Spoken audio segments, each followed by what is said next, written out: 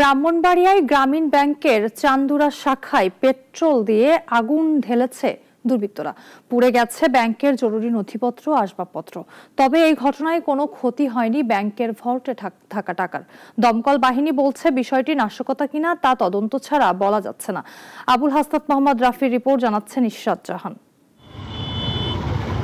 বিজয়নগর উপজেলার চান্দুরার আমতলী বাজারের পাশে অবস্থান গ্রামীণ ব্যাংক অফিসের। ব্যাংকের এই শাখায় লেনদেন করেন আমতলী বাজারের ব্যবসায়ীরা সহ আশেপাশের স্থানীয় লোকজন। ব্যাংকের পেছনে ডরমিটরিতে ব্যবস্থাপক সহ কয়েকজন কর্মকর্তা ও কর্মচারীদের বাস। মঙ্গলবার রাত 2:30টার দিকে বাইরে থেকে জানালার কাঁচ ভেঙে পেট্রোল ঢেলে ব্যাংকের ভেতরে আগুন লাগিয়ে দেয় দুর্বৃত্তরা।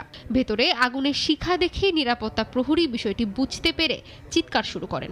এই অবস্থায় আশেপাশের বাড়িঘরের লোকজন জড়ো হয়। স্থানীয় লোকজনের সহায়তায় আগুন নেভানো হয়।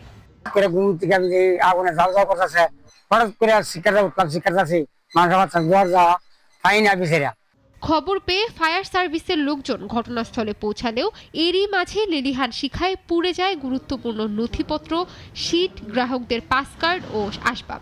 তবে কোনো ক্ষতি হয়নি ভল্টে রাখা টাকার। এই ঘটনার দ্রুত তদন্তের দাবি ব্যাংক কর্মকর্তাদের।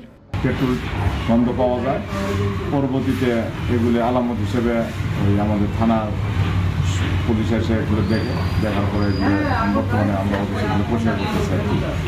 আগুনের সূত্রপাত নিয়ে এখনো রয়েছে ধোঁয়াশা। বিষয়টি এখনো তদন্ত সাপেক্ষ বলে জানান ফায়ার সার্ভিসের ইনচার্জ।